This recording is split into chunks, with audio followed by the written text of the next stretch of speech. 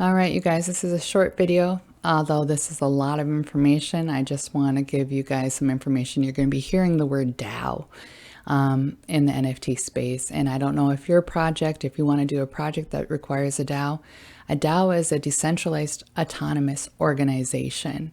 This is a place, a community, a project where you will have voting rights if you hold and you're a member of one of their tokens, one of their NFTs.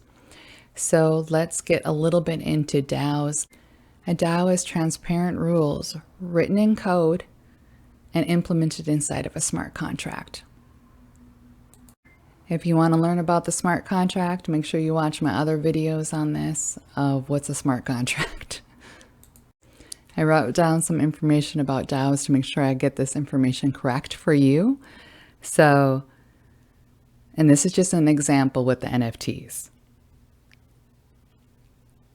Some businesses project use NFTs to create a company or organization that allows someone that holds their NFT to propose changes, improve protocol, technical upgrades, voting on where funds go, all within the business or project. These are voting rights, guys. When you're part of this DAO, it is a decentralized, not one person is bigger than the other in a DAO. This allows everybody who is part of that community to have the same voting privileges as the next person when it comes to where funds go, when things are needing to be changed, when things are needing to be improved inside of an actual project. Everyone has the voting power. That's the amazing thing of the DAO. All right, I wrote down a little bit more information that you guys need to know regarding this. DAOs are strictly linked to the blockchain technology. The cause it provides is secure, trusted, and distributed ledger to monitor and track digital transactions. That's the blockchain. And DAOs take advantage of this technology transparently in decentralized corporations to ensure independency. This allows the whole community interest instead of a group of powerful individuals and entities. All right, so this is another really important thing that you need to understand when you're going to be interested in a project or you're starting a project. You have to make sure if it has anything to do with securities, that you are up to date with the SEC, which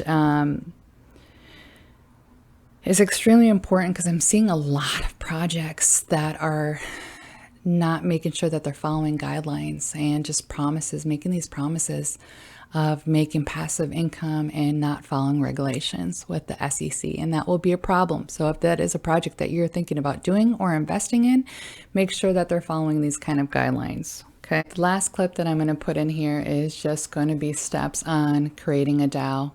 And hopefully this information is helpful.